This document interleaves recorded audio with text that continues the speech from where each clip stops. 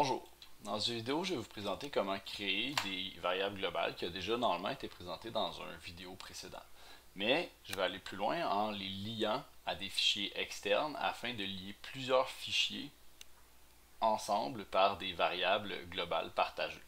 Donc, pour y arriver, la première chose à faire, c'est de se créer des variables globales. Le chemin pour aller dans le gestionnaire d'équations, c'est de glisser la souris sur SolidWorks, aller dans Outils, Équations ici.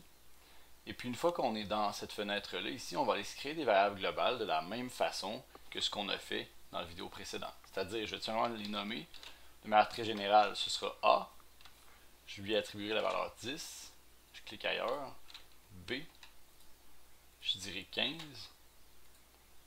et puis C, que je dirais 20. Donc là, ici, j'ai choisi pas mal n'importe quoi.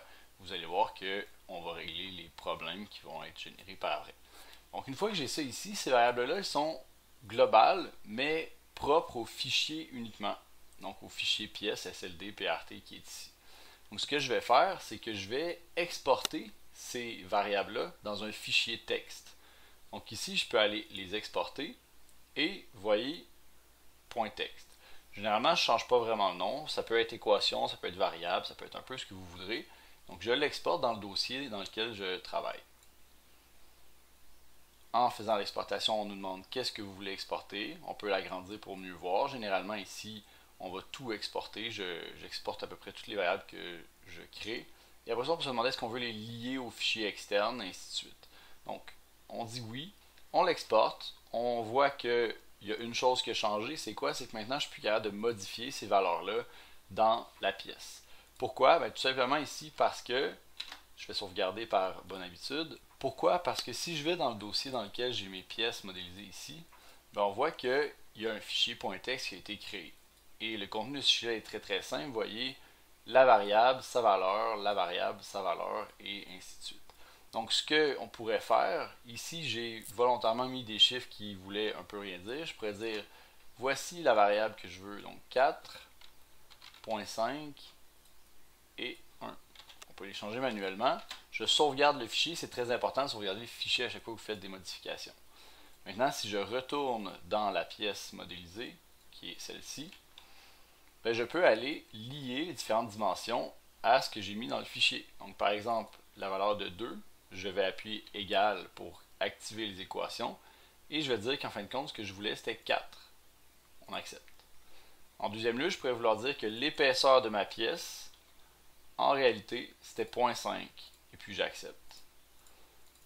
Et vous voyez, là, je lis toutes les dimensions qui m'intéressent avec le fichier. Et là, si je sauvegarde, on va reconstruire. Toujours reconstruire, c'est toujours une bonne chose de faire ceci. J'ai ça. Maintenant, je vais aller remodifier une nouvelle fois les équations. Vous voyez, je rouvre le fichier et je vais marquer quelque chose d'assez énorme. On va dire 20. Et puis ça, je vais mettre quelque chose d'assez mince pour être certain de voir la différence facilement. Je sauvegarde le fichier encore une fois. Et là, il ne se passe rien. Pourquoi? Parce qu'il faut appuyer sur CTRL-Q pour reconstruire le document à chaque fois. Et là, vous voyez que je peux très rapidement faire des modifications. C'est une bonne chose. On vient de lier cette pièce-là à un fichier externe. Parfait. Maintenant, ce qu'on veut faire, c'est ici de prendre cette pièce-là et de la lier de la même façon. Donc, on va aller dans SolidWorks, Outils, Équations. Et puis, on va aller, au lieu d'exporter, importer un fichier, ce fichier d'équation-là. On nous demande quelle équation tu veux utiliser. Donc là, il se peut que vous en ayez un très grand nombre ici, et ça vous permettra de limiter la complexité du tableau avec lequel vous avez à travailler. Généralement, je les accepte tous. On ne se rendra pas à des niveaux de complexité suffisants pour justifier de prendre le temps de les choisir. Maintenant, je les importe. On voit que A, B, C sont là. Les valeurs que je viens de leur enregistrées sont aussi ici. Et puis, je peux accepter. En faisant ça, je peux, dans le cas du manchon, aller recréer ces mêmes valeurs-là. C'est-à-dire que ici, j'aurai 20. Et puis, dans l'autre cas, je pourrais dire qu'il y en a une des deux épaisseurs qui sera, en fin de compte, 3 pouces. On accepte et on quitte. La pièce a drastiquement changé de géométrie et ça nous permet, avec ici le fichier, à chaque fois qu'on fait des modifications, Si je retourne à quelque chose d'un peu plus réaliste, 4 ainsi qu'une valeur de 0.5, je sauvegarde, je reconstruis celle-ci, ça se met automatiquement, je reconstruis celle-ci et les paramètres ont été donc changés dans les deux pièces.